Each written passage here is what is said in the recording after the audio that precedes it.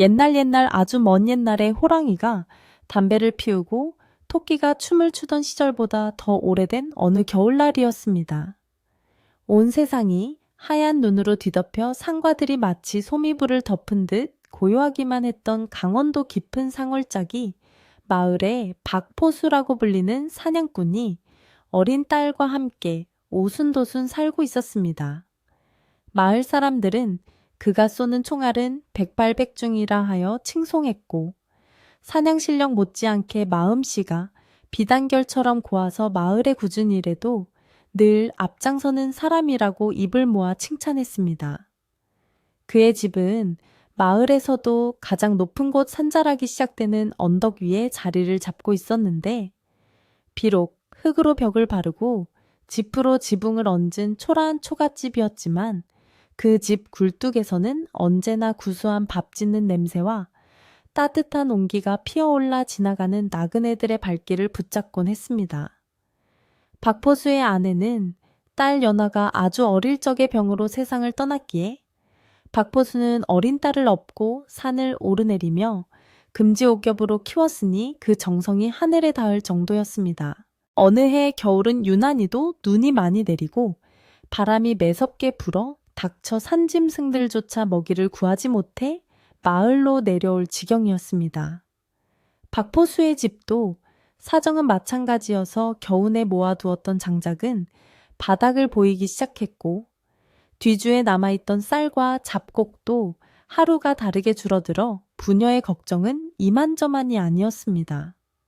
어린 연화는 배가 고파도 아버지에게 투정 한번 부리지 않고 그저 아랫목에 엎드려 아버지가 손질하는 낡은 조총을 신기한 듯 바라보곤 했는데 그 모습이 박포수의 가슴을 더욱 아리게 했습니다.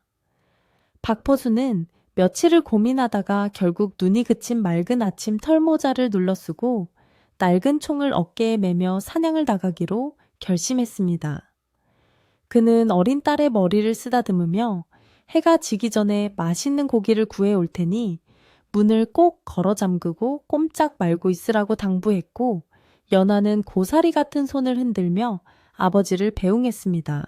박포수가 집을 나서자 발목까지 푹푹 빠지는 눈길이 끝도 없이 펼쳐졌고 차가운 바람이 볼을 때려 살을 애는 듯한 추위가 온몸을 감쌌습니다.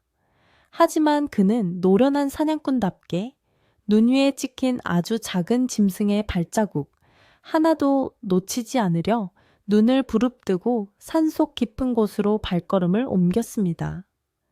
겨울산은 적막하기 그지없어서 자신의 거친 숨소리와 눈을 밟는 뽀득거리는 소리만이 귓가를 맴돌 뿐 살아있는 생명체의 기척은 도무지 느껴지지 않았습니다. 한참을 헤매다 보니 어느새 해는 중천에 떠올랐고 박포수의 수염에는 하얀 입김이 얼어붙어 고드름처럼 매달려 있었지만 그의 빈 망태기는 여전히 가벼웠습니다. 그는 빈손으로 돌아가 실망할 딸의 얼굴을 떠올리며 이를 악물고 더 깊은 골짜기 사람들이 잘 가지 않는 험한 바위산 쪽으로 방향을 틀어 올라가기 시작했습니다. 그때였습니다. 바위 너머 덤불숲에서 부스럭거리는 소리와 함께 묵직한 짐승의 기척이 박포수의 예민한 귀에 들려왔고 그는 본능적으로 몸을 낮추고 총구를 겨누었습니다. 숨을 죽이고 바위 틈 사이로 가만히 살펴보니 잿빛 털을 가진 커다란 늑대 한 마리가 눈밭을 헤치며 힘겹게 걸어오고 있는 것이 보였는데 그 모습이 예사롭지 않았습니다. 늑대는 며칠을 굶었는지 갈비뼈가 드러날 정도로 말라 있었고 털은 윤기를 잃어 푸석푸석해 보였지만 무엇보다 눈에 띄는 것은 땅에 닿을 듯 축 처진 무거운 배였습니다. 박포수는 단번에 그 늑대가 새끼를 뺀 어미 늑대라는 것을 알아차릴 수 있었는데 늑대는 만삭의 몸을 이끌고 먹이를 찾아 헤매다 지쳐 쓰러지기 일보 직전인 듯 보였습니다.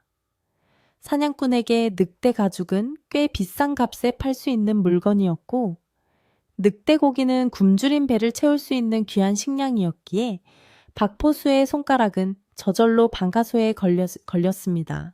총구를 겨눈 채 숨을 멈춘 박포수와 그 살기를 느꼈는지 걸음을 멈추고 고개를 돌려 박포수를 바라보는 어미 늑대의 눈이 허공에서 마주쳤습니다. 늑대의 눈빛은 맹수 특유의 사나움보다는 삶에 대한 애처로운 갈망과 뱃속의 새끼를 지키려는 절박함으로 가득 차 있어서 박포수는 순간 가슴이 철렁 내려앉는 듯한 기분을 느꼈습니다. 그 눈빛은 마치 제발 제 목숨은 거두어가도 좋으니 뱃속의 아가들만은 살려주세요 라고 말하는 듯 슬프고도 깊어서 수많은 짐승을 잡아온 베테랑 사냥꾼인 박포수조차 쉽게 방가쇠를 당길 수가 없었습니다.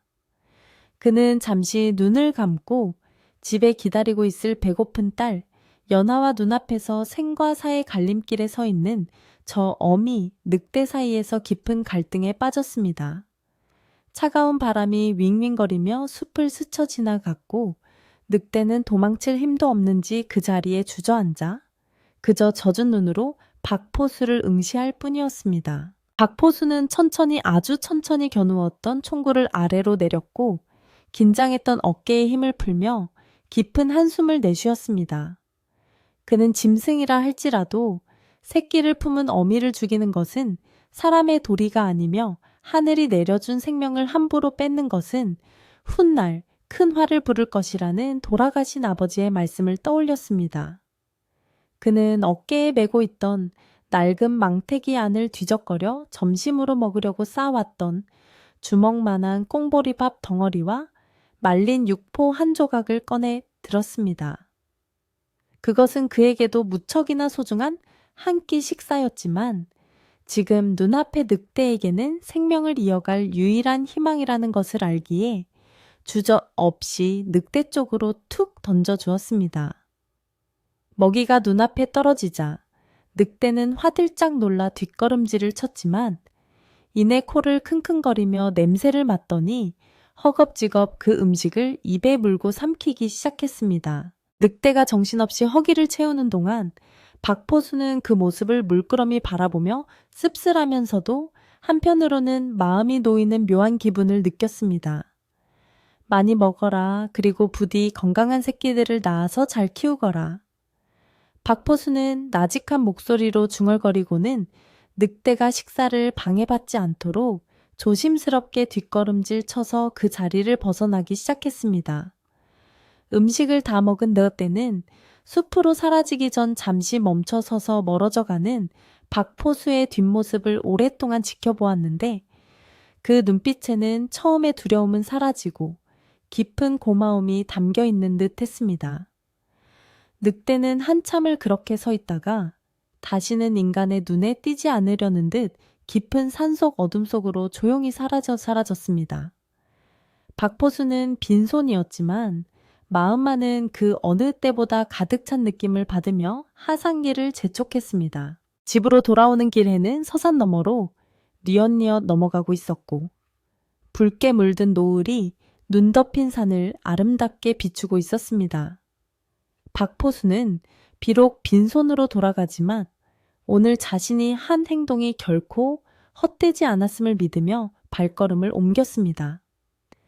집에 도착하니 굴뚝에서는 연기가 잦아들고 있었고 마루에 나와 아버지를 기다리던 연하가 쪼르르 달려나와 그의 품에 안겼습니다. 아버지 오셨어요. 고기는 많이 잡으셨나요? 연하의 초롱초롱한 눈망울을 보며 박포수는 멋쩍게 웃으며 빈 망태기를 보여주었고 연하는 잠시 실망한 기색을 보였지만 이내 밝게 웃으며 괜찮아요. 아버지가 무사히 오셨으니 그걸로 되었어요. 라고 말하며 아버지의 언손을 잡아 녹여주었습니다. 그날 밤 부녀는 묽은 시래기죽으로 끼니를 때워야 했지만 방 안의 공기는 그 어느 때보다 따뜻하고 평화로웠습니다. 박포수는 잠자리에 들기 전 연화에게 오늘 산에서 있었던 일을 옛날 이야기처럼 들려주었습니다. 연하야, 오늘 아버지가 산신령님의 심부름꾼을 만났단다. 털이 잿빛이고 눈이 아주 깊은 늑대였는데 뱃속에 아가들을 품고 있어서 아버지가 가진 도시락을 다 주고 왔지. 연하는 눈을 동그랗게 뜨고 아버지의 이야기를 경청하며 정말 잘하셨어요, 아버지. 그 늑대 엄마가 아기들을 잘 낳으면 언젠가 우리에게 고맙다고 인사하러 올지도 몰라요. 라고 말했습니다. 박포수는 딸의 순수한 마음에 감동하며 이불을 끌어올려 주었고 창호지 문 너머로 들려오는 바람 소리를 자장가 삼아 부녀는 깊은 잠에 빠져들었습니다. 비록 배는 조금 고팠지만 생명을 살렸다는 뿌듯함이 박포수의 꿈속을 편안하게 만들어 주었습니다. 그렇게 겨울이 지나고 봄이 오고 또다시 여름과 가을이 지나며 시간은 유수와 같이 흘러갔습니다. 박포수는 여전히 산을 오르내리며 약초를 캐고 사냥을 하며 생계를 이어갔고 그날 만났던 늑대에 대한 기억은 점차 희미해져 갔습니다. 하지만 그는 산에 오를 때마다 습관처럼 짐승들이 다닐 만한 길목에 먹이를 조금씩 놓아두곤 했는데 그것은 혹시라도 그 어미 늑대가 혹은 그 새끼들이 굶주리지 않을까 하는 작은 배려에서 비롯된 것이었습니다. 마을 사람들은 박포수가 산짐승들에게까지 인심을 쓴다며 혀를 내두르기도 했지만 박포수는 그저 허허 웃으며 넘길 뿐이었습니다.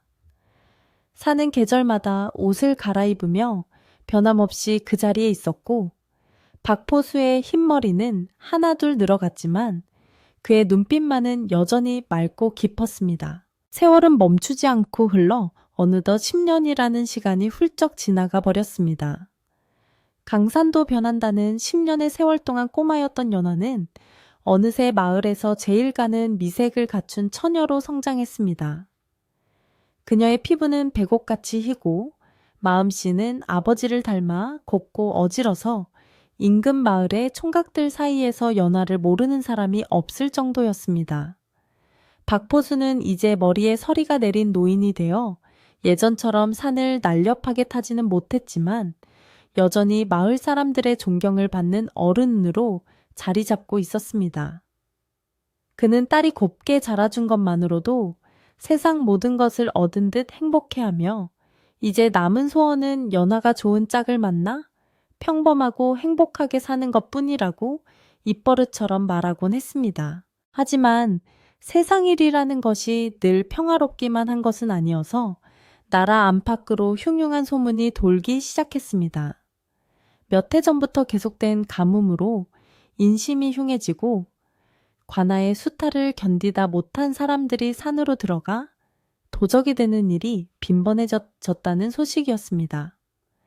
처음에는 아주 먼 지방의 이야기인 줄로만 알았는데 점차 그 소문은 바람을 타고 박포수가 사는 산골마을 근처까지 들려오기 시작했습니다. 이웃마을의 부잣집이 털렸다거나 고개를 넘던 보부상들이 가진 것을 모두 빼앗겼다는 흉흉한 이야기가 장터에 나갈 때마다 사람들의 입에 오르내렸습니다. 마을 사람들은 해가 지면 일찌감치 대문을 걸어 잠그고 바깥 출입을 삼갔으며 낯선 사람이 나타나면 경계하는 눈빛을 감추지 않았습니다. 박포수의 집은 마을에서도 뚝 떨어진 산 중턱에 홀로 있었기에 마을 사람들은 그를 걱정하며 마을로 내려와 살 것을 권유하기도 했습니다. 박어르신, 요즘 세상이 하도 뒤숭숭하니 연화 아가씨를 생각해서라도 마을 안쪽으로 들어오시는 게 어떻겠소.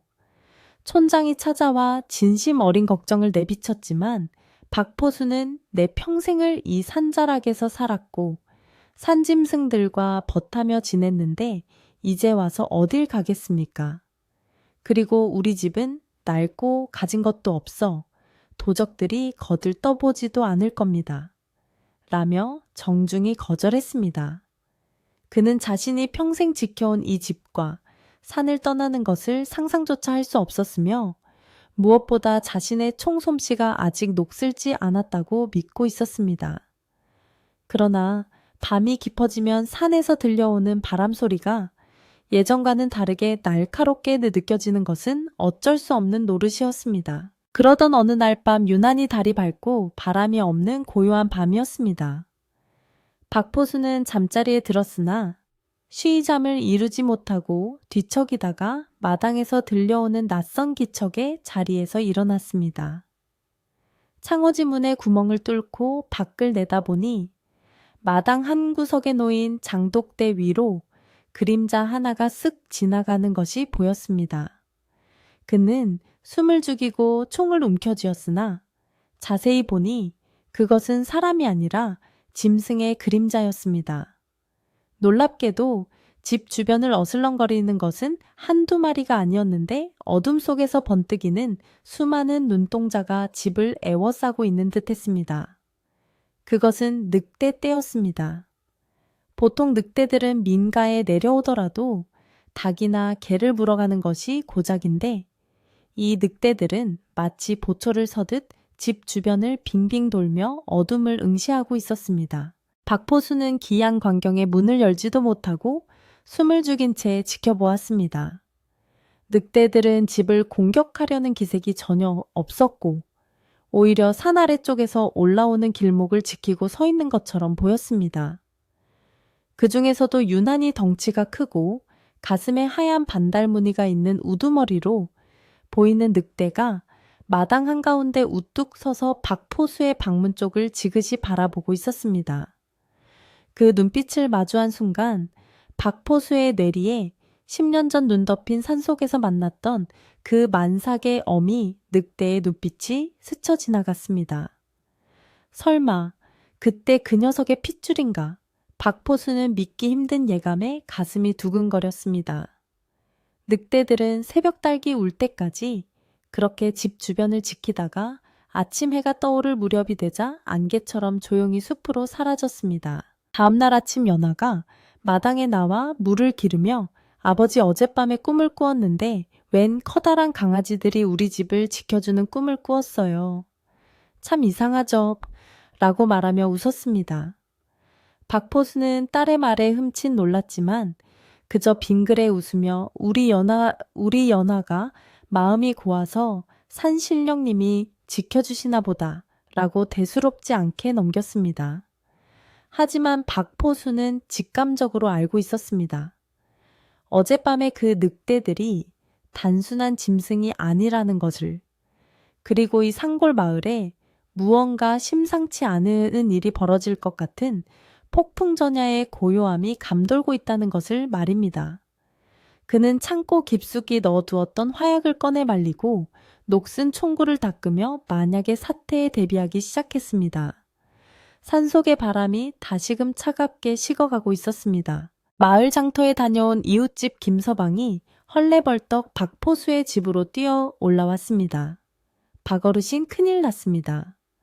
저 건너편 고개 넘어 마을이 어젯밤에 도적대에게 쑥대밭이 되었다고 합니다. 놈들이 이쪽으로 넘어오고 있다는 소문이 파다합니다. 김서방의 얼굴은 공포로 질려 있었고 그 말을 들은 박포수의 표정도 딱딱하게 굳어졌습니다. 이제는 단순한 소문이 아니라 실제적인 위협이 코앞까지 닥쳐온 것입니다. 박포수는 연하가 듣지 못하도록 김서방을 마당 구석으로 데려가 낮게 물었습니다. 관에서는 뭐라 하던가 포졸들을 보내준다고 하던가. 김서방은 고개를 절레절레 흔들며 관아 놈들은 자기들 목숨 챙기기에 바빠 콧방귀도 뀌지 않는답니다. 우리 스스로 지키지 않으면 다 죽게 생겼어요. 라고 울먹였습니다. 박포수는 깊은 시름에 잠겼습니다. 마을 사람들과 힘을 합쳐 방어한다고 해도 훈련된 도적대를 당해낼 수 있을지 미지수였기 때문입니다. 게다가 자신의 집은 마을과 떨어져 있어 도움을 받기도 힘든 처지였습니다.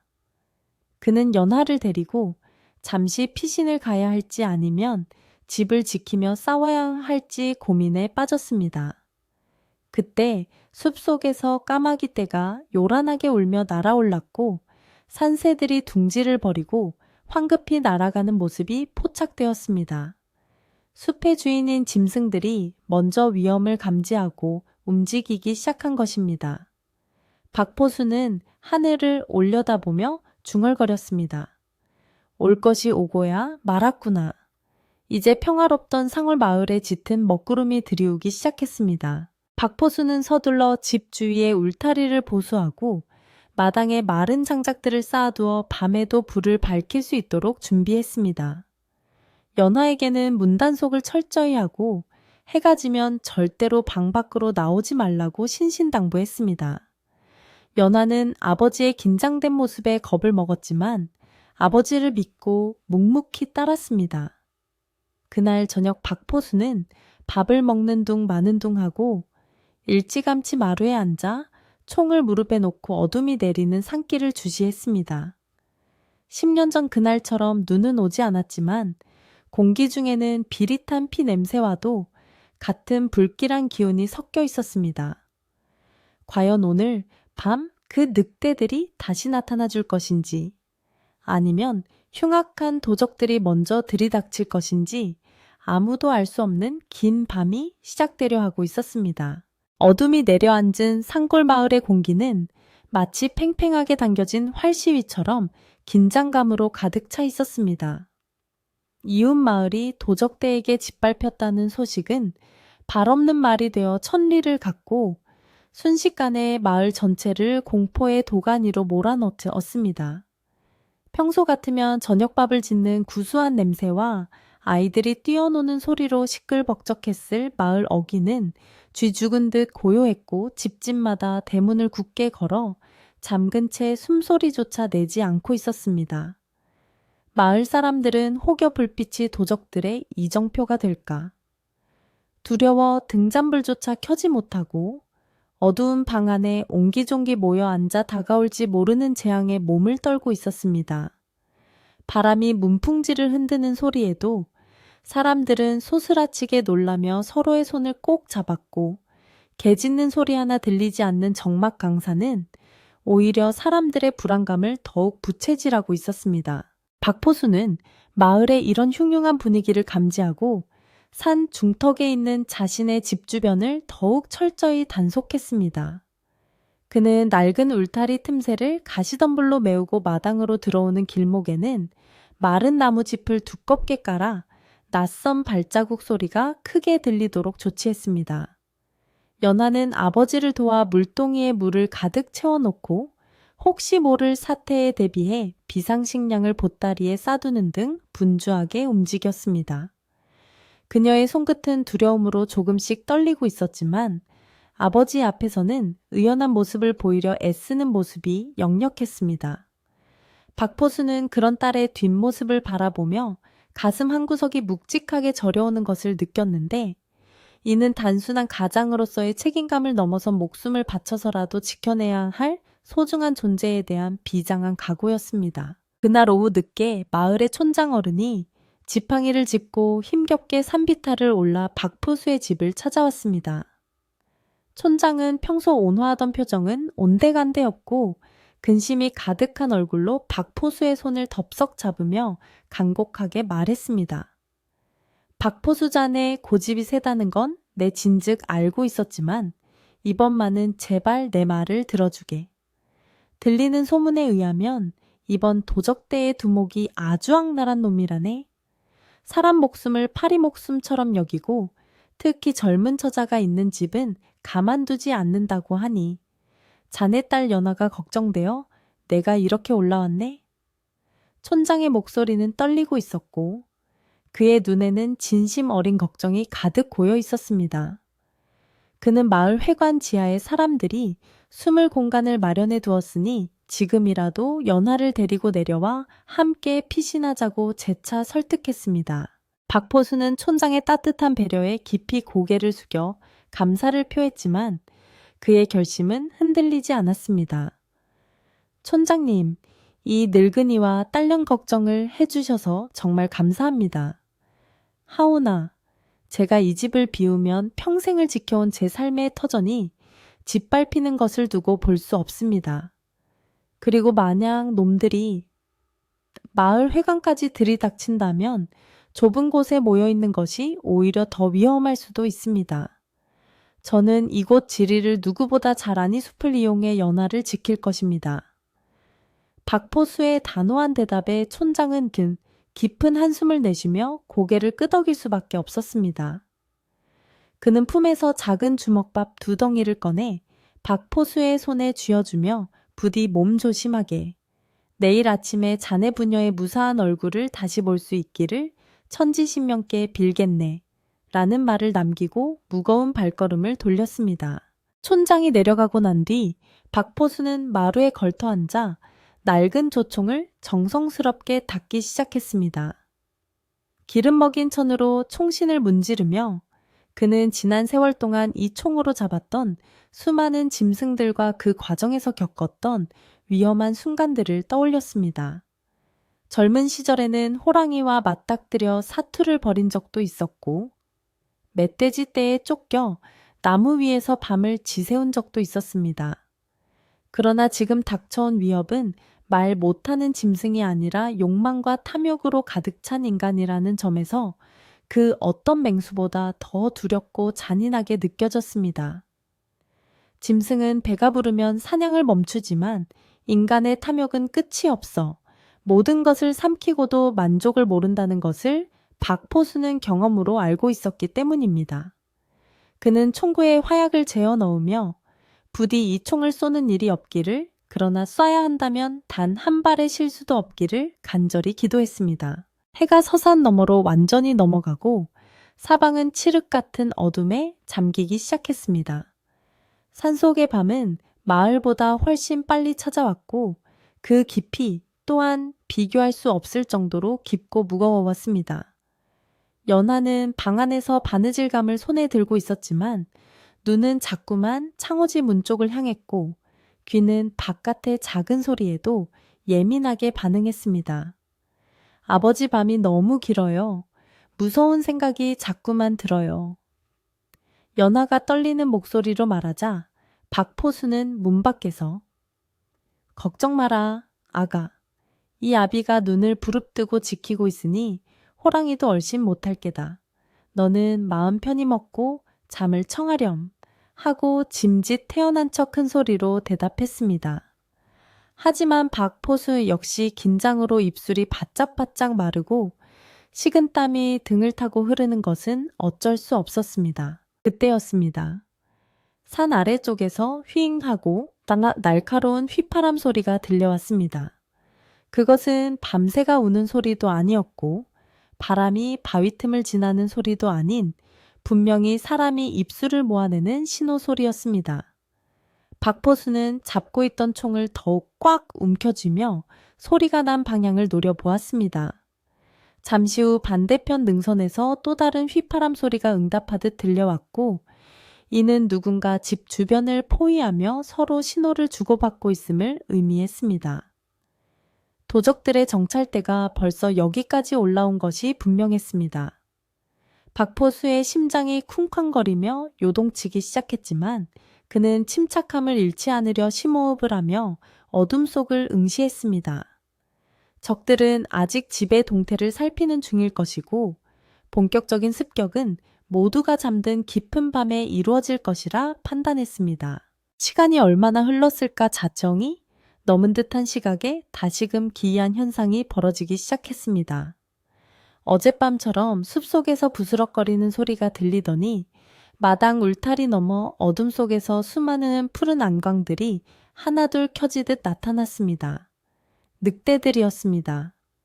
어젯밤보다 그 숫자는 훨씬 늘어나 있었고 그들이 뿜어내는 기세 또한 더욱 날카로워져 있었습니다. 박포수는 문틈으로 그들을 내다보며 안도의 한숨과 함께 묘한 전율을 느꼈습니다. 늑대들은 집을 공격하려는 것이 아니라 마치 성벽을 쌓듯 집 주변을 둥글게 에워싸고 바깥쪽을 향해 경계태세를 취하고 있었습니다. 그들의 털은 곤두서 있었고 낮은 으르렁거림이 목구멍 깊은 곳에서 울려나와 공기를 진동시켰습니다. 그 무리 한가운데 어제 보았던 그 거대한 우두머리 늑대가 위풍당당하게 서 있었습니다.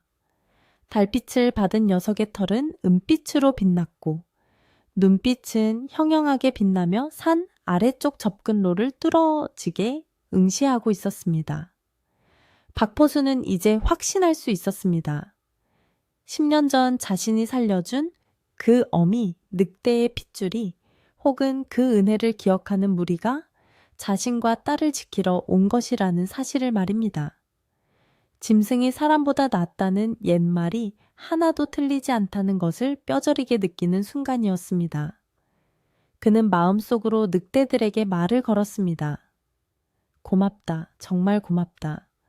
미천한 인간이 베푼 작은 정성을 너희는 잊지 않았구나. 박포수의 눈시울이 뜨거워졌지만 지금은 감상에 젖어 있을 때가 아니었습니다. 늑대들이 나타났다는 것은 곧 도적들도 가까이 왔다는 뜻이기 때문입니다. 산 아래쪽 숲에서 횃불의 불빛이 하나둘 보이기 시작하더니 이내 수십 개의 불길이 뱀처럼 구불거리며 산길을 따라 올라오기 시작했습니다. 도적대가 본색을 드러내고 박포수의 집을 향해 진격해 오고 있는 것이었습니다. 횃불의 행렬은 마치 지옥에서 올라온 악귀들처럼 보였고 그들이 내지르는 거친 고함과 웃음소리가 바람을 타고 들려와 고요하던 산속의 정적을 무참히 깨뜨렸습니다. 저 위에 외딴집이 있다 쓸만한 물건도 많고 예쁜 계집도 있다고 하니 싹 다 털어버리자. 누군가 외치는 소리가 들렸고 그 뒤를 이어 야비한 웃음소리들이 합창하듯 울려 퍼져졌습니다. 그 소리를 들은 연화는 방구석에 웅크리고 앉아 귀를 막으며 공포에 떨었고 박포수는 이를 악물고 총의 격발 장치를 확인했습니다. 도적들은 자신들의 수보다 훨씬 적은 수의 촌부 하나가 지키는 집이라 여기고 방심한 듯 숨길 생각도 없이 요란하게 다가왔습니다. 그들은 술에 취한 듯 비틀거리기도 했고 손에는 시퍼런 칼과 몽둥이를 들고 허공에 휘두르며 위협적인 몸짓을 해대었습니다. 선두의 선자는 덩치가 곤만하고 얼굴에 긴 칼자국이 있는 험상궂은 사내였는데 그가 바로 소문으로만 듣던 도적 두목인 듯했습니다. 그는 거만한 표정으로 침을 퇴에 뱉으며 부하들에게 소리쳤습니다. 어서 가서 문을 부숴라. 반항하는 놈은 죽여도 좋지만 계집은 털끝 하나 다치지 않게 데려와야 한다. 그 명령에 도적들이 환호성을 지르며 속도를 높여 집 쪽으로 달려들 기세를 보였습니다. 바로 그 순간 어둠 속에 숨죽이고 있던 늑대 무리 중 몇 마리가 모습을 드러내며 도적들의 앞길을 가로막았습니다. 갑작스러운 짐승의 추주연에 도적들은 멈칫하며 뒷걸음질을 쳤습니다. 아니 이게 뭐야? 웬 늑대 새끼들이야? 도적 하나가 횃불을 들이대며 소리쳤지만 늑대들은 물러서지 않고 송곳니를 드러내며 맹렬하게 으르렁거렸습니다. 늑대들의 낮은 울음소리는 마치 천둥 소리처럼 울려 퍼져 도적들의 등골을 오싹하게 만들었습니다. 하지만 도적 두목은 코웃음을 치며 칼을 뽑아들었습니다. 고작 짐승 몇 마리의 겁을 먹다니 비켜라 내 칼에 목이 달아나기 전에 두목의 호통에 도적들은 다시 용기를 얻은 듯 늑대들을 향해 돌을 던지고 칼을 휘두르며 위협했습니다. 박포수는 마루 기둥 뒤에 몸을 숨기고 이 광경을 지켜보고 있었습니다. 늑대들이 시간을 벌어주고 있었지만 수적으로 도적들이 월등히 많았고 그들은 무기를 들고 있었습니다. 아무리 용맹한 늑대들이라 해도 저 많은 인간을 당해내기는 역부족일지도 모른다는 생각이 박포수의 머릿속을 스쳤습니다. 그는 식은땀을 닦으며 총구를 도적 두목의 가슴께로 겨누었습니다. 만약 늑대들이 밀리기 시작하면 자신이 먼저 두목을 쓰러뜨려 혼란을 줄 생각이었습니다. 그의 손가락은 방가쇠에 걸려 있었고 온 신경은 도적들의 움직임에 집중되어 있었습니다. 팽팽한 대치 상황 속에서 숲은 숨을 죽이고 다가올 피바람을 예고하고 있었습니다. 그때 숲속 깊은 곳에서 이제껏 들어본 적 없는 거대하고 웅장한 늑대의 울음소리가 터져 나왔습니다. 아우! 그 소리는 산맥을 타고 메아리치며 밤하늘을 가득 채웠고 도적들뿐만 아니라 박포수와 연화까지도 얼어붙게 만들 만큼 압도적인 위험을 품고 있었습니다. 그 울음소리에 호응하듯 집 주변을 에워싸고 있던 수십 마리의 늑대가 일제히 목청을 높여 울부짖기 시작했습니다. 그 소리는 마치 대자연이 인간의 탐욕을 꾸짖는 호통처럼 들렸고 산 전체가 울리는 듯한 착각을 불러일으켰습니다. 도적들의 말들이 놀라 날뛰고 횃불을 든 손들이 공포로 떨리기 시작했습니다. 단순한 짐승의 무리가 아님을 무언가 영적인 존재가 개입하고 있음을 직감한 도적들의 얼굴에 당혹감이 번져갔습니다. 이 틈을 타 박포수는 마당으로 뛰쳐나와 하늘을 향해 총을 한 발 발사했습니다. 탕, 굉음과 함께 화약 냄새가 진동했고 깜짝 놀란 도적들은 혼비백산하여 바닥에 엎드렸습니다. 박포수는 굵은 목소리로 외쳤습니다. 이곳은 산신령이 지키는 땅이다. 목숨이 아깝거든 당장 물러가라. 그의 목소리는 쩌렁쩌렁하게 울려 퍼졌고 늑대들의 울음소리와 섞여 묘한 위압감을 조성했습니다. 하지만 도적 두목은 쉽게 물러설 위인이 아니었습니다. 그는 엎드린 부하들을 발로 차며 일으켜 세웠습니다. 총알은 한 발뿐이다. 늙은이가 장전하는 동안 덮쳐라. 저 늑대 가죽도 다 벗겨서 팔아버리겠다.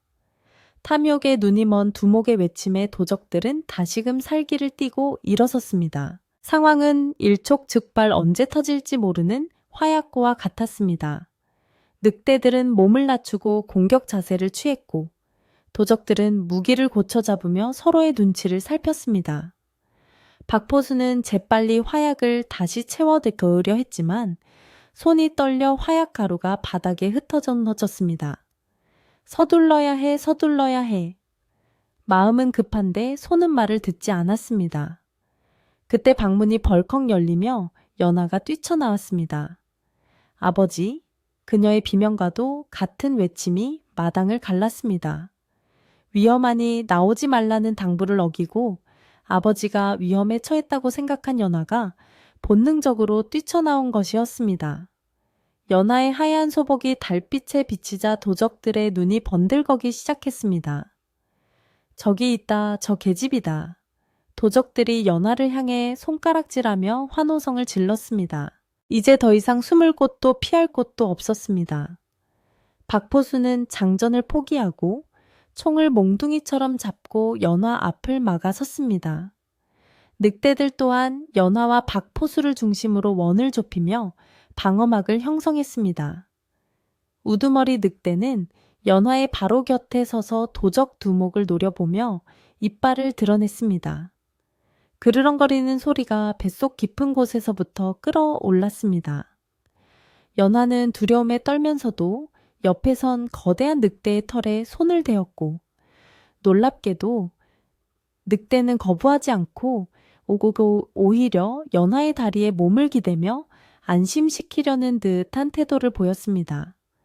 인간과 짐승이 하나가 되어 탐욕스러운 무리에 맞서는 기이하고도 슬픈 밤이 절정을 향해 치닫고 있었습니다. 도적 두목이 비릿한 미소를 지으며 한 발자국 앞으로 나섰습니다.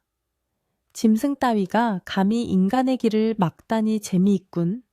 오늘 밤은 늑대 고기로 포식을 하겠구나.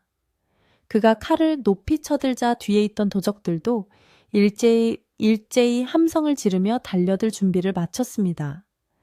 박포수는 연화의 손을 꽉 잡으며 마음속으로 마지막을 준비했습니다.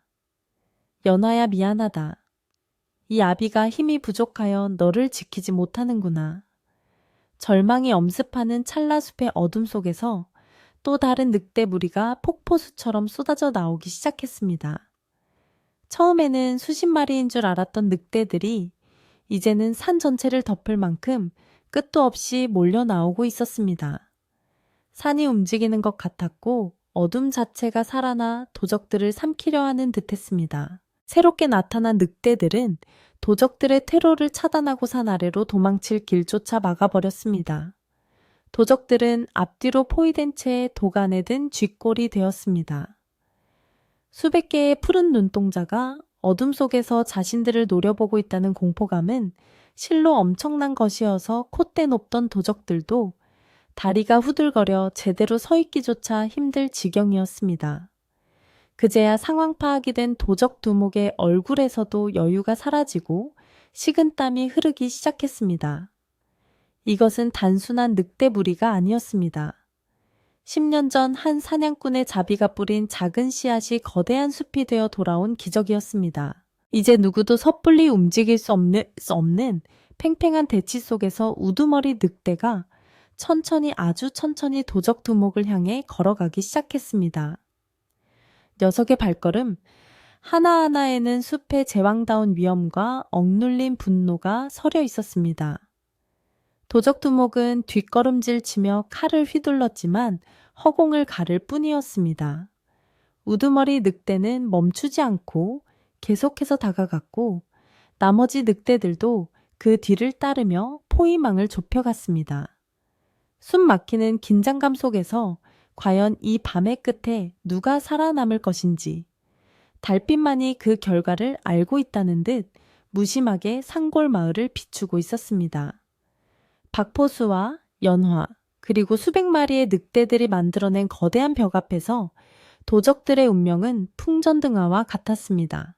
숨막히는 긴장감이 감도는 박포수의 마당 한가운데 우두머리 늑대와 도적 두목 사이에는 보이지 않는 불꽃이 튀고 있었습니다.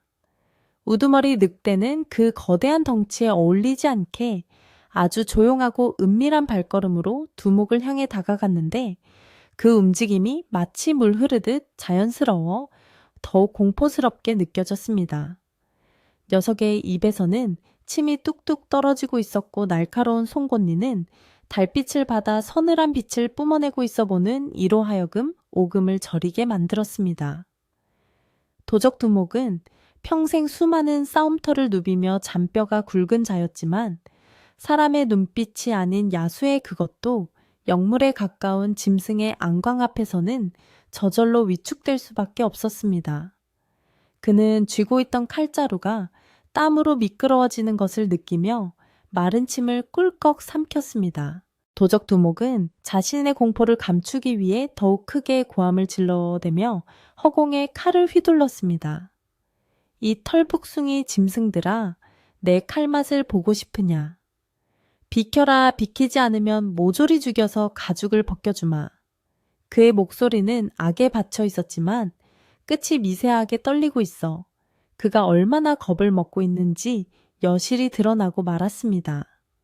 그의 부하들 또한 두목의 등 뒤로 숨으며 늑대들의 기세에 눌려 옴짝달싹 못하고 있었는데 그들의 눈동자는 불안하게 흔들리며 사방에서 죄어오는 푸른 불빛들을 쫓기에 바빴습니다.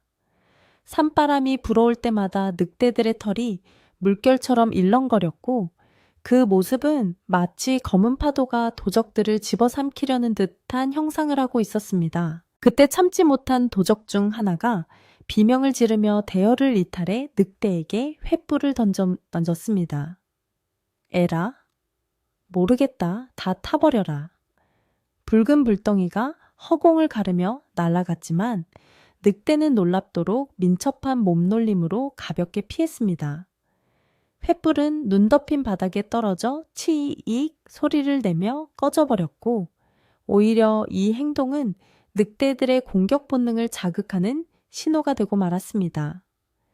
횃불을 던진 도적을 향해 가까이 있던 늑대 2마리가 순식간에 달려들었고 그들은 도적의 팔과 다리를 물지는 않고 바짓가랑이를 물어 힘껏 잡아 당겼습니다. 중심을 잃은 도적이 으악 하고 비명을 지르며 바닥에 나뒹굴자 늑대들은 그의 무기를 발로 쳐 멀리 날려보내고는 그의 얼굴 바로 앞에서 으르렁거리며 제압했습니다. 그 광경을 본 다른 도적들은 패닉 상태에 빠져 우왕좌왕하기 시작했습니다. 질서가 무너진 도적대는 오합지졸에 불과했고 늑대들은 그 틈을 놓치지 않았습니다. 늑대들은 마치 훈련받은 군대처럼 조직적으로 움직였는데 서너 마리가 한조가 되어 도적 한 명씩을 맡아 구석으로 몰아넣기 시작했습니다. 그들은 날카로운 이빨을 드러내며 위협하되 치명적인 상처를 입히기보다는 도적들의 무기를 떨어뜨리고 전의를 상실하게 만드는데 집중하는 듯 했습니다. 도적들이 휘두르는 몽둥이는 늑대들의 날렵한 회피에 허공만 갈랐고 오히려 자기들끼리 부딪혀 넘어지는 총극이 벌어졌습니다.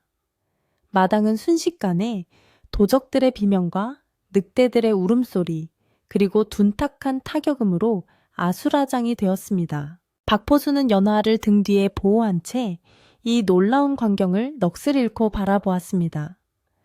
늑대들이 인간을 공격하는 방식이 이토록 정교하고 절제되어 있다는 사실에 그는 경악을 금치 못했습니다. 이것은 단순한 야생의 본능이 아니었습니다. 놈들은 분명히 박포수와 연화를 보호하기 위해 도적들을 무력화시키고 있는 것이었습니다. 박포수의 시선은 쉴 새 없이 움직이며 늑대들의 움직임을 쫓았고 그러다 문득 우두머리 늑대의 목덜미 아래 희미하게 남아있는 흉터를 발견하게 되었습니다. 그것은 오래전 덫에 걸렸다가 풀려난 짐승에게서나 볼 수 있는 상처 자국이었습니다. 박포수의 기억 속 어딘가에서 10년 전 그 어미 늑대의 목에도 비슷한 상처가 있었던 것 같은 희미한 기억이 떠올랐습니다. 그렇구나. 네가 바로 그 핏줄이구나. 박포수의 가슴 속에서 뜨거운 것이 울컥 치솟았습니다. 10년 전 배고픔에 지친 어미 늑대에게 건넨 주먹밥 한 덩이가 오늘날 수백 마리의 늑대 무리가 되어 돌아온 것입니다.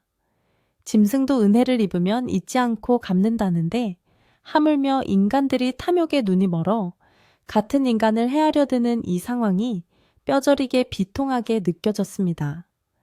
박포수는 더 이상 두려움에 떨며 지켜볼 수만은 없다고 생각했습니다. 그는 몽둥이처럼 잡고 있던 총을 다시 고쳐 잡고 마당 한가운데로 한 발짝 나섰습니다. 이놈들 하늘이 무섭지 않으냐? 짐승들도 아는 도리를 모르는 내놈들이 어찌 사람이냐? 그의 호통은 늑대들의 포효와 섞여 도적들의 귓가에 천둥처럼 때려 박혔습니다. 도적 두목은 자신의 부하들이 속수무책으로 당하는 꼴을 보며 분노와 수치심의 치를 떨었습니다.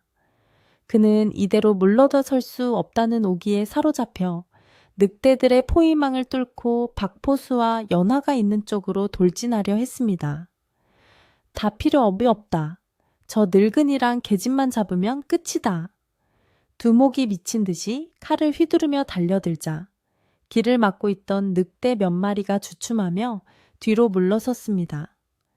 그 틈을 타 두목은 무서운 속도로 거리를 좁혀왔고 그의 눈은 오로지 연화를 향한 집착으로 번들거리고 있었습니다. 연화는 공포에 질려 아버지 하고 소리쳤고 박포수는 딸을 감싸 안으며 몸을 돌렸습니다.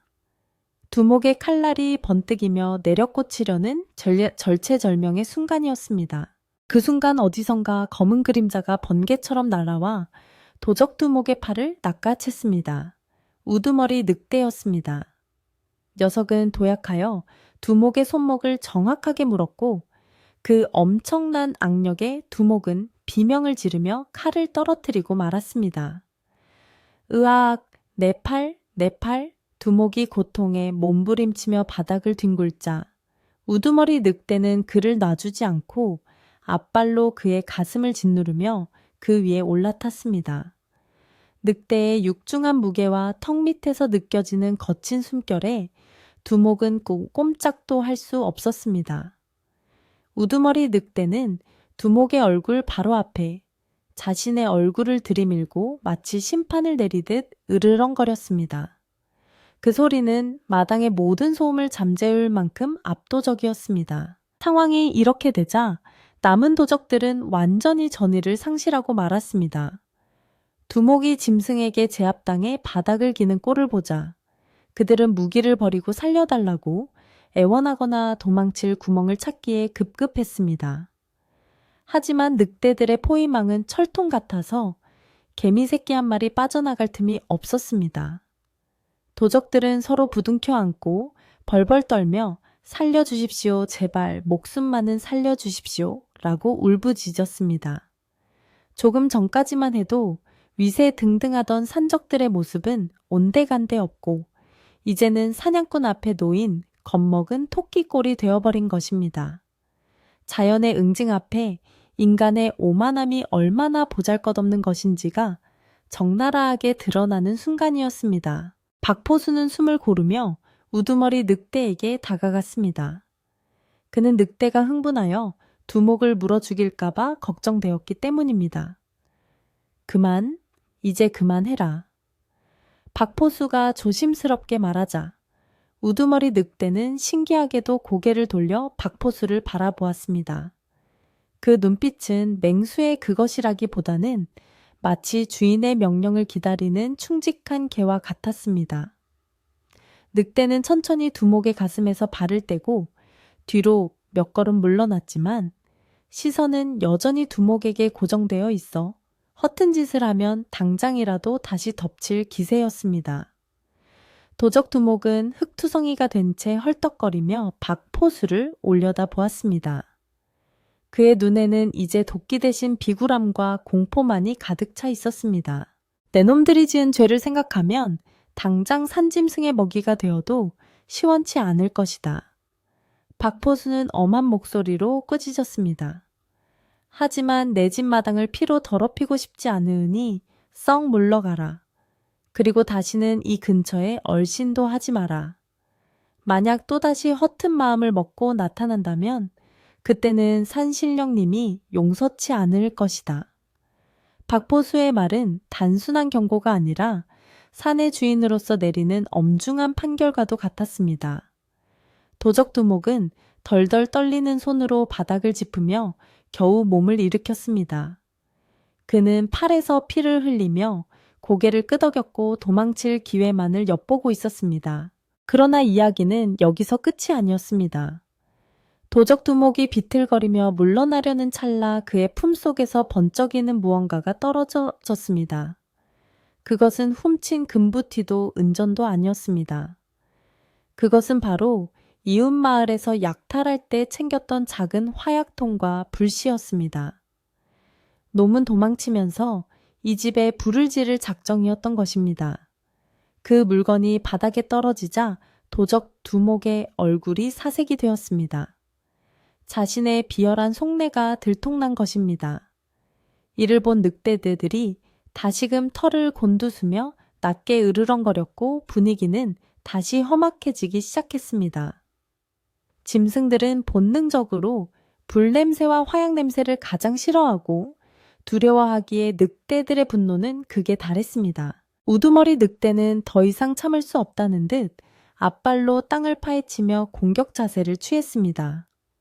이번에는 단순히 제압하는 수준이 아니라 숲을 위협하는 적을 완전히 제거하겠다는 살기가 느껴졌습니다. 도적두목은 아니야, 실수로 떨어진 거야 라고 비명을 질렀지만 늑대들은 한 발짝씩 거리를 좁혀왔습니다. 박포수조차 이번에는 늑대들을 말릴 명분이 없었습니다.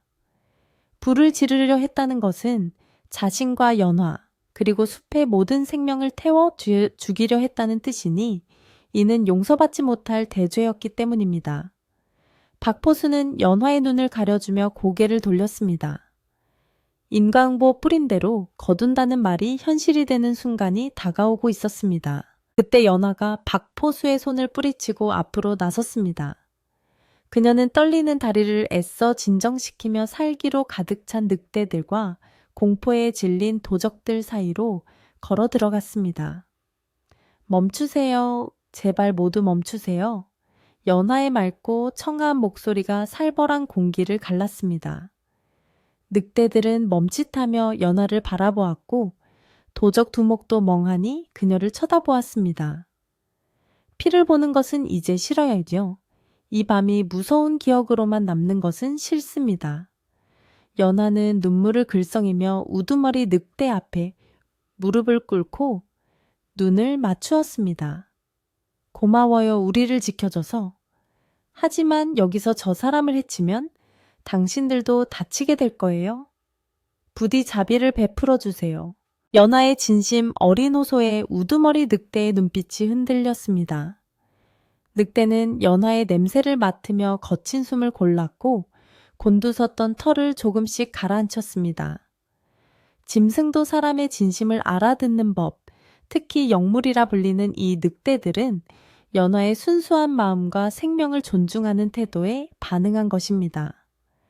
우두머리 늑대는 길게 하품하듯 입을 벌렸다가 다물더니 도적 두목을 향해 짧고 굵게 한번 짖었습니다. 그것은 꺼져라 라는 명확한 신호였습니다.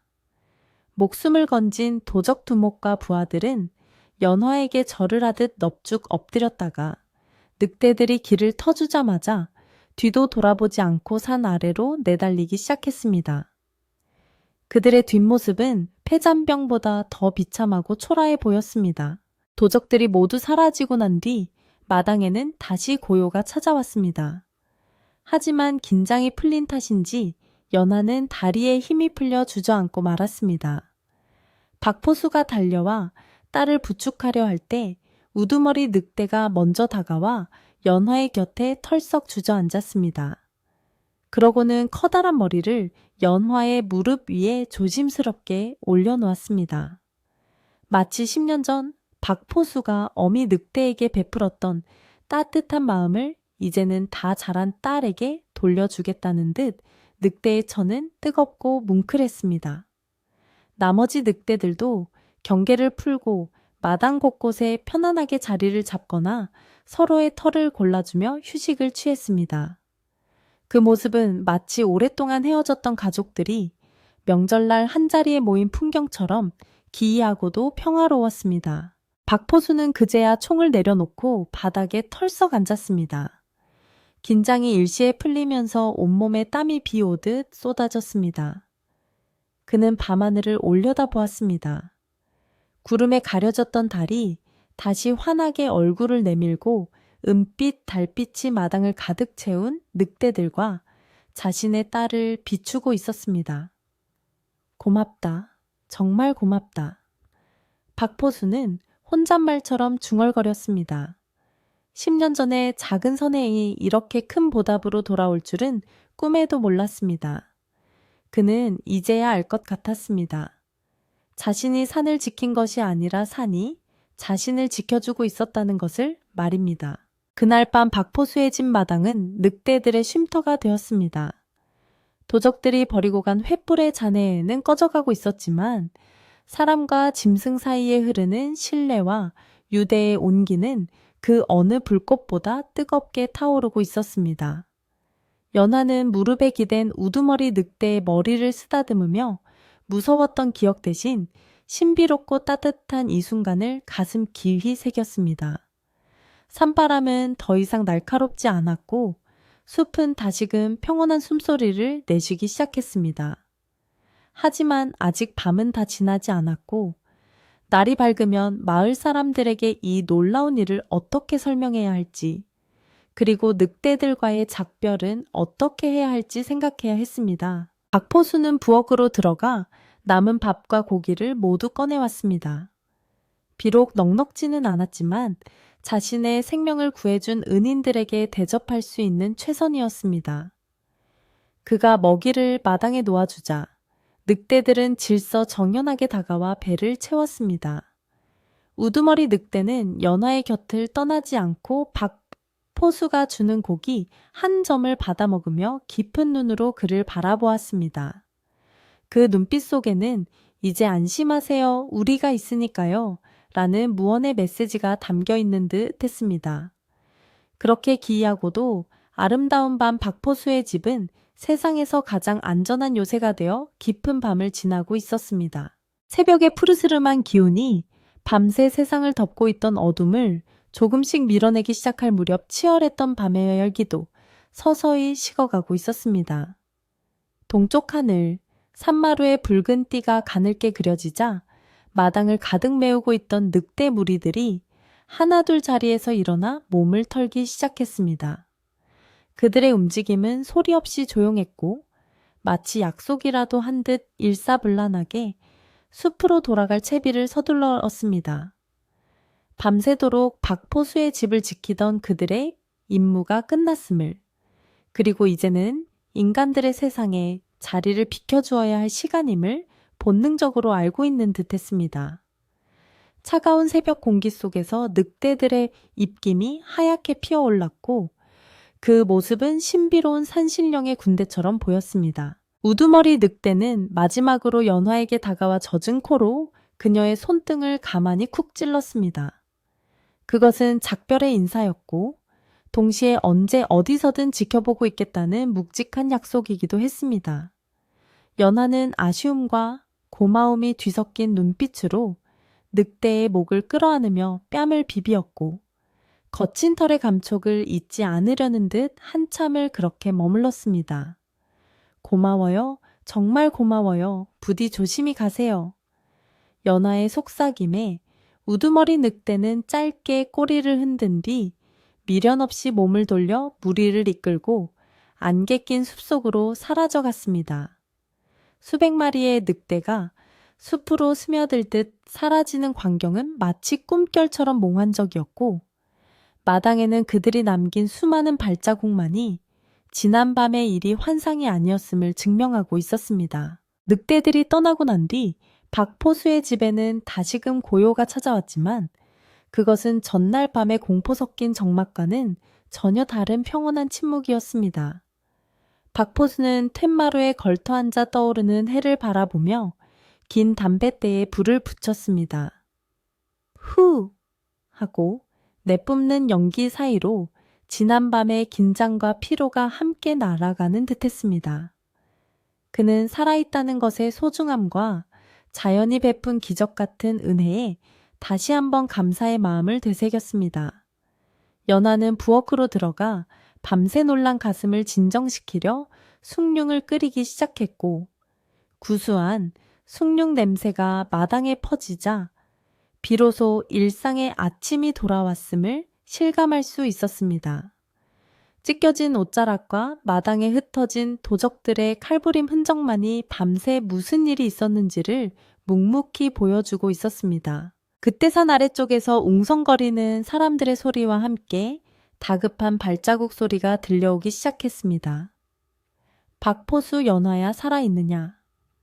목이 터져라 부르는 소리의 주인은 다름 아닌 촌장과 마을의 장정들이었습니다.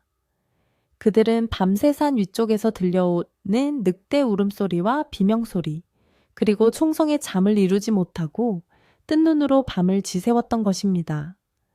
날이 밝자마자 도적들에게 박포수 부녀가 변을 당했을 것이라 짐작하고 시신이라도 수습해야겠다는 비통한 심정으로 괭이와 낫을 들고 산을 올라온 참이었습니다.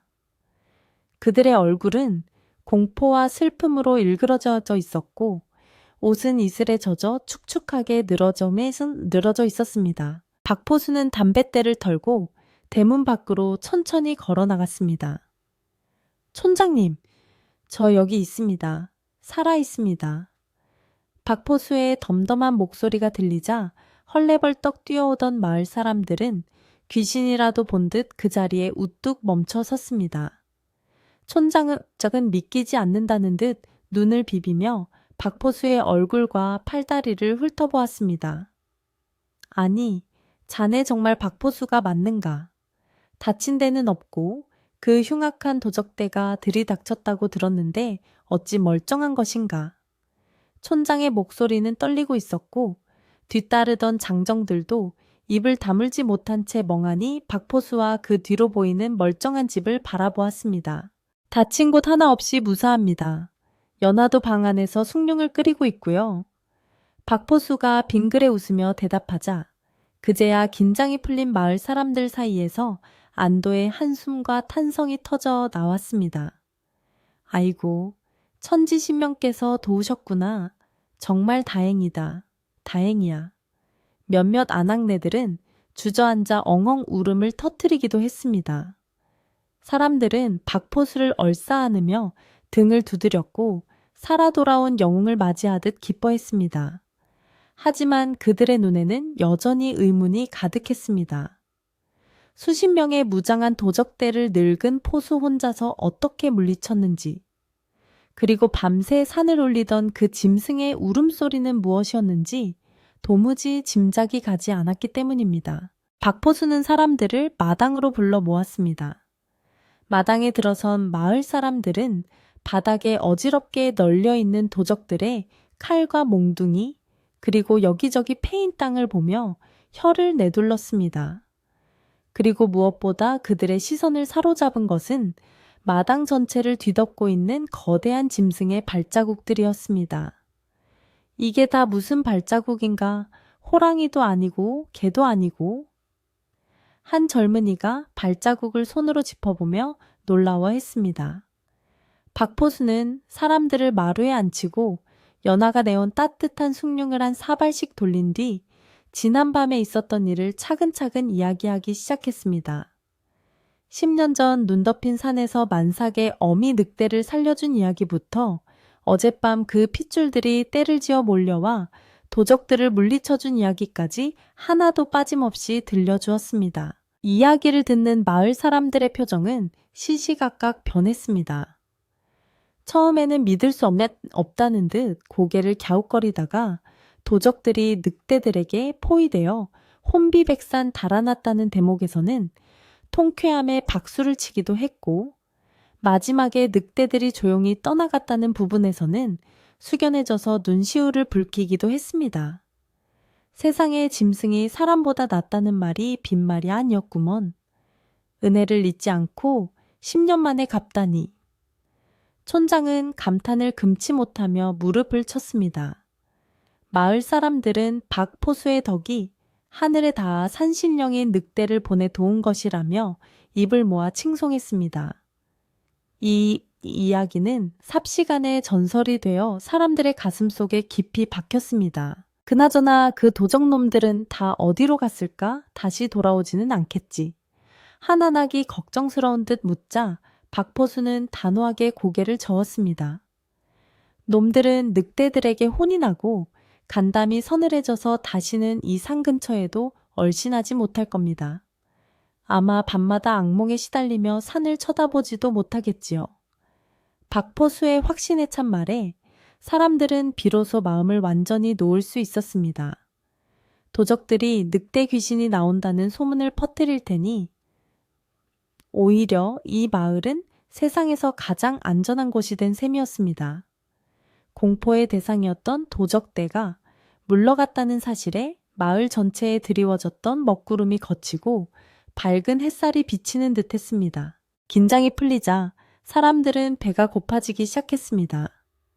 자, 이렇게 앉아있을 게 아니라 우리 다 같이 뭐라도 좀 해먹읍시다.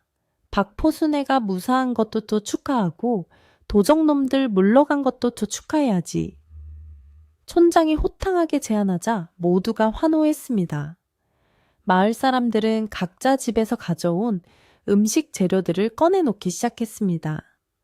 쌀과 보리된장 김치, 그리고 아껴두었던 닭과 달걀까지 마당 한가운데 수북이 쌓였습니다.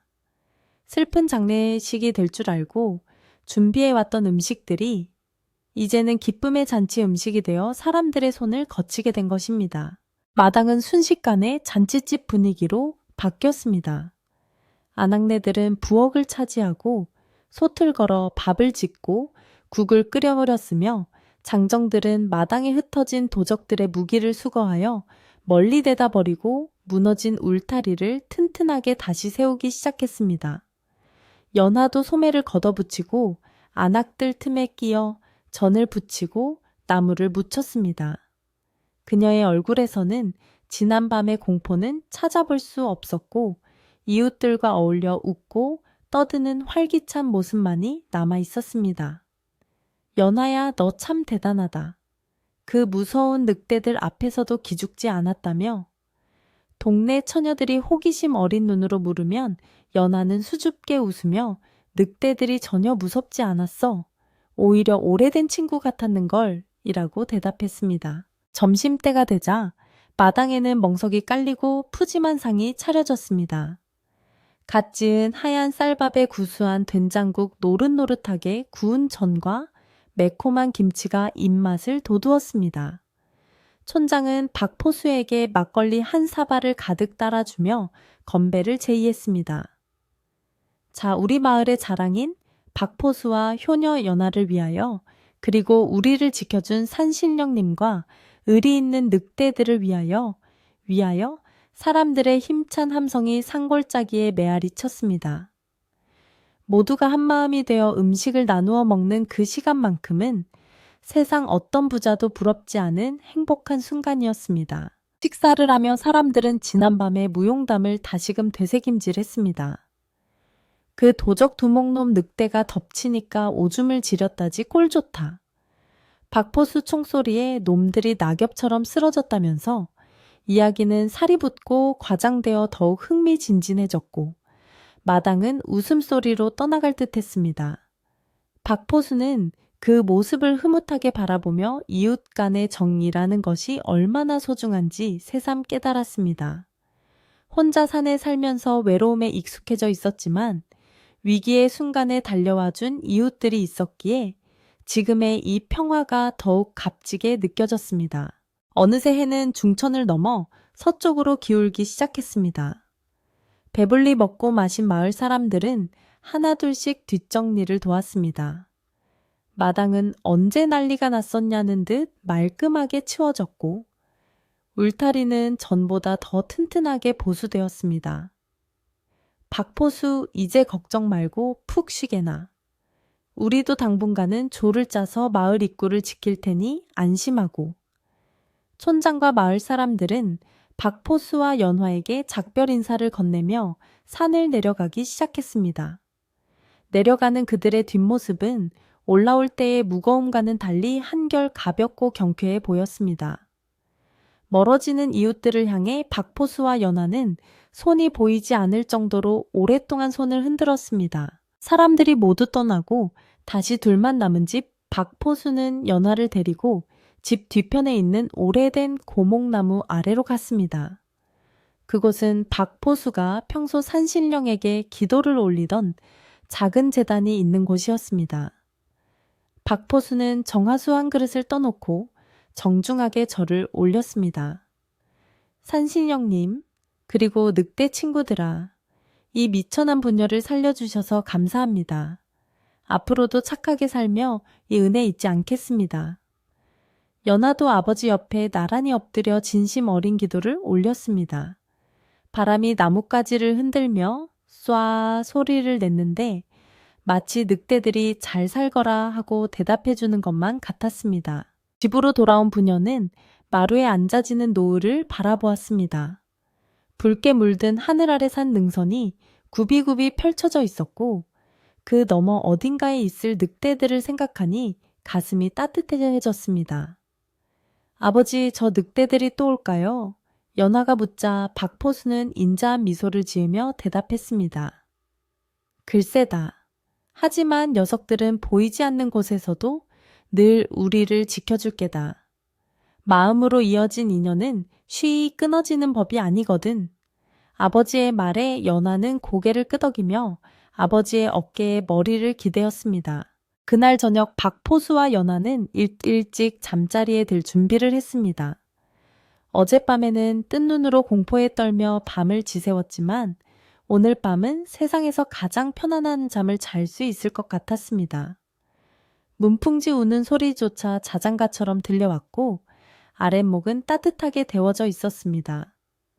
박포수는 딸의 이불을 덮어주며 속으로 다짐했습니다.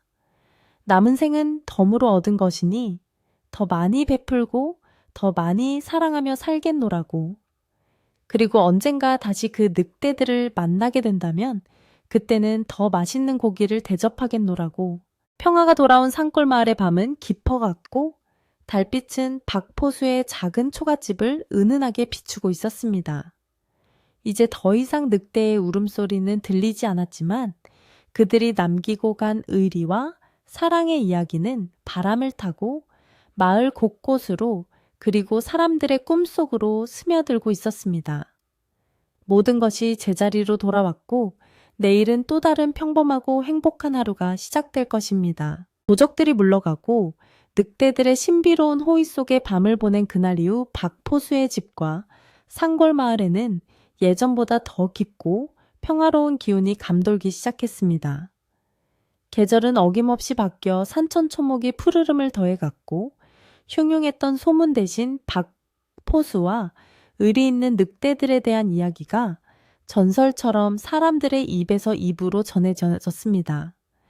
인근 장터는 물론이고 고개 넘어 먼 고을 사람들까지도 은혜 갚은 늑대와 어진 사냥꾼의 이야기를 모르는 이가 없을 정도가 되었으니 박포수는 본의 아니게 유명인사가 되어버렸습니다. 사람들은 박포수가 사는 산 쪽을 바라볼 때면 경외심을 담아 고개를 숙였고 혹여 산행하다가 짐승을 마주치더라도 해치려 하지 않고 조용히 길을 비켜주는 미덕을 배우기 시작했습니다. 마을 사람들의 태도 또한 눈에 띄게 달라져 박포수의 집은 더 이상 외딴 섬처럼 고립된 곳이 아니었습니다. 마을 안악들은 시시때때로 나무를 캐러 올라왔다가 박포수의 집에 들러 떡이며 과일을 놓고 가곤 했고 장정들은 비가 오거나 눈이 올 때면 제집일처럼 달려와 지붕을 잇고 땔감을 채워주었습니다. 박어르신 덕분에 우리 마을이 도적대로부터 무사할 수 있었습니다. 어르신은 우리 마을의 수호신이나 다름없습니다. 촌장은 마을 회관 상석에 박포수의 자리를 마련해주고 마을에 대소사가 있을 때마다 가장 먼저 그에게 의견을 물으며 존경을 표했습니다. 박포수는 그럴 때마다 나는 그저 짐승에게 밥 한 끼 주었을 뿐인데 과분한 대접입니다. 라고 손사래를 쳤지만 마을 사람들의 정성은 식을 줄을 몰랐습니다. 박포수의 생활 방식에도 큰 변화가 찾아왔는데 그는 더 이상 총을 메고 산을 누비며 살생하는 일을 하지 않게 되었습니다. 대신 그는 산을 지키는 파수꾼이 되어 올무나 덫을 치워 짐승들이 다치지 않게 보호하고 겨울이면 산짐승들이 굶주리지 않도록 곳곳에 먹이를 놓아주는 일을 낙으로 삼았습니다. 낡은 조총은 깨끗하게 닦여 벽에 걸린 채 장식품이 되었고 박포수의 손에는 총 대신 지팡이와 곡식 자루가 들려있는 날이 더 많았습니다. 그는 산을 오르며 나무 한 그루 풀 한 포기에도 말을 걸었고 가끔 숲속 어딘가에서 바스락 소리가 나면 빙그레 웃으며 그래 잘 지내고 있느냐 하고 안부를 묻곤 했습니다. 비록 늑대들이 다시 눈앞에 나타나지는 않았지만 박포수는 그들이 늘 곁에서 자신을 지켜보고 있음을 바람결에 실려 오는 냄새로 느낄 수 있었습니다. 연화 또한 마을에서 가장 귀한 대접을 받는 처녀가 되었는데 사람들은 그녀를 산신령이 점지해준 며느리감이라 부르며 칭송했습니다. 그녀의 효심과 담대함, 그리고 짐승과 교감하는 신비로운 능력은 묻 총각들의 마음을 설레게 하기에 충분했습니다. 중매쟁이들이 문지방이 닳도록 드나들며 혼담을 넣었지만 연하는 아버지 곁을 조금 더 지키고 싶다며 정중하게 거절하곤 했습니다. 아버지가 저를 위해 평생을 바치셨는데 저도 아버지의 노후를 따뜻하게 보살펴 드리고 싶어요. 그리고 이 산과 늑대 친구들이 있는 이곳이 저는 제일 좋습니다. 연하의 깊은 속내를 안 박포수는 딸이 기특하면서도 한편으로는 좋은 짝을 만나 떠나보내야 한다는 생각에 시원섭섭한 마음을 감출 수 없었습니다. 세월은 다시 흘러 그의 겨울이 찾아왔고 10년 전 그날처럼 온 세상이 하얗게 눈으로 뒤덮이는 날이 되었습니다. 하지만 이번 겨울은 춥고 배고팠던 옛날과는 달리 집안 곳곳에 훈훈한 온기가 가득했습니다. 뒤주에는 마을 사람들이 가져다 준 쌀과 잡곡이 가득 차 있었고 헛간에는 잘 말린 곶감과 시래기가 주렁주렁 매달려 있어 보기만 해도 배가 불렀습니다. 박포수와 연화는 따뜻한 아랫목에 마주 앉아 화로의 밤과 고구마를 구우며 도란도란 이야기를 나누었습니다. 타닥타닥 타오르는 장작 소리와 구수한 군밤 냄새가 방 안을 채우며 평화로운 겨울밤의 정취를 더해 주었습니다. 아버지 기억나세요? 도적들이 왔던 그날 밤 우두머리 늑대의 눈빛이 얼마나 맑고 깊었는지요. 연화가 잘 구워진 군밤 하나를 까서 아버지에게 건네며 물었습니다. 박포수는 밤을 받아들며 고개를 끄덕였습니다. 그럼 기억하고 말고 그 눈빛은 짐승의 것이 아니었어. 은혜를 알고 의리를 지키는 웬만한 사람보다 더 기품 있는 영혼의 눈빛이었지. 박포수는 창호지 문 너머로 보이는 눈 덮인 산을 바라보며 회상에 잠겼습니다. 10년 전 굶주림에 지쳐 쓰러져 가던 어미, 늑대와의 만남이 없었더라면 지금의 이 평화도 없었을 것이라는 생각에 인연의 소중함과 생명의 존엄함이 새삼 가슴 깊이 다가왔습니다. 그날 밤 박포수는 잠시 바람을 쐬러 마당으로 나왔습니다. 눈은 그쳤지만 발목까지 쌓인 눈 위로 달빛이 반사되어 대낮처럼 환했습니다. 그는 습관처럼 산 쪽을 향해 시선을 돌렸는데 놀랍게도 집 뒤편 언덕 위에 익숙한 실루엣 하나가 우뚝 서 있는 것이 보였습니다. 그것은 바로 그 우두머리 늑대였습니다. 녀석은 홀로 그곳에 서서 박포수의 집을 내려다보고 있었는데 마치 올겨울도 무사히 잘 보내시라는 인사를 하러 온 것만 같았습니다. 박포수는 놀라거나 소리치지 않고 그저 조용히 고개를 숙여 답례를 보냈습니다. 늑대 또한 잠시 꼬리를 흔들더니 눈보라 속으로 천천히 몸을 돌려 사라졌습니다.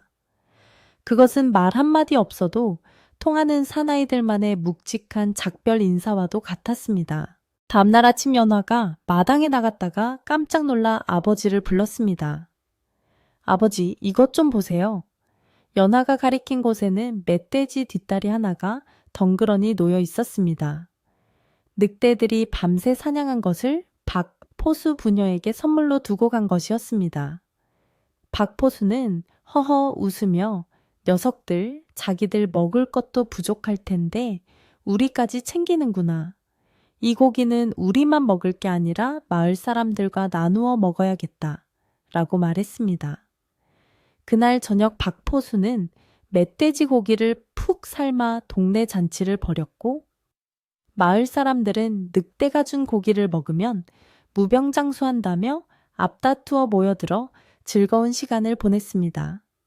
사람과 짐승 그리고 자연이 하나가 되어 어우러지는 풍경이었습니다. 이제 박포수의 집은 단순한 사냥꾼의 집이 아니라 마을의 사랑방이자 마음의 안식처가 되었습니다. 마을 아이들은 박포수에게 옛날 이야기를 듣기 위해 옹기종기 모여들었고 박포수는 아이들의 머리를 쓰다듬으며 착한 마음을 쓰면 언젠가 반드시 복이 되어 돌아온단다. 라는 교훈을 질릴 틈도 없이 들려주었습니다. 아이들은 늑대 이야기를 들을 때마다 눈을 반짝이며 저도 커서 동물들을 지켜주는 사람이 될래요 라고 다짐하곤 했습니다. 박포수는 아이들의 맑은 눈망울 속에서 희망을 보았고 자신이 남긴 선한 영향력이 세대를 이어 계속될 것임을 믿어 의심치 않았습니다. 어느덧 박포수의 머리카락은 백발이 성성해졌고 허리도 조금 굽었지만 그의 얼굴은 그 어느 때보다 편안하고 인자해 보였습니다. 그는 이제 죽음에 대한 두려움도 미래에 대한 걱정도 모두 내려놓은 채 흐르는 물처럼 순리대로 살아가는 법을 터득했습니다. 그는 매일 아침 일찍 일어나 마당을 쓸고 맑은 정화수를 떠놓고 산신령님께 감사의 기도를 올리는 것으로 하루를 시작했습니다. 그의 기도는 오직 하나, 이 땅의 모든 생명이 굶주리지 않고 서로 해치지 않으며 평화롭게 살게 해주소서라는 것이었습니다. 그의 간절한 기도는 산바람을 타고 숲속 구석구석으로 퍼져나가 모든 생명에게 따뜻한 위로가 되었습니다. 연화도 좋은 배필을 만나 혼례를 올리게 되었는데 신랑은 옆 마을 훈장댁의 셋째 아들로 학식 있고 인품이 훌륭한 청년이었습니다. 혼례식 날 마을 사람들은 물론이고 산속의 새들까지 날라와 지저귀며 축하해 주었습니다. 사람들은 수근거렸습니다. 어젯밤에 산에서 늑대 울음소리가 들렸는데 마치 축가를 부르는 것 같더라니까. 박포스는 사위의 손을 꼭 잡고 내 딸을 부탁하네. 눈에 넣어도 아프지 않을 귀한 아이야. 라며 눈시울을 붉혔고 연화는 아버지의 품에 안겨 감사의 눈물을 흘렸습니다. 연화가 출가한 후에도 박포수는 외롭지 않았습니다. 사위와 딸이 자주 찾아왔고 무엇보다 그에게는 든든한 숲속 친구들이 늘 곁에 있었기 때문입니다. 세월이 흘러 박포수가 천수를 누리고 세상을 떠나는 날이 왔습니다. 그는 잠자듯 편안한 모습으로 눈을 감았는데 입가에는 옅은 미소가 서려 있었습니다. 마을 사람들은 촌장의 지휘 아래 마을장으로 장례를 치르며 마을의 큰 어른을 떠나보내는 슬픔을 함께 나누었습니다. 상여가 나가는 날 하늘에서는 서설 열루이 기괴이 내렸고 놀랍게도 장지 주변에는 수많은 늑대의 발자국이 찍혀 있어 사람들을 숙연하게 만들었습니다. 늑대들도 자신들의 은인이 마지막 가는 길을 배웅하러 왔던 것입니다.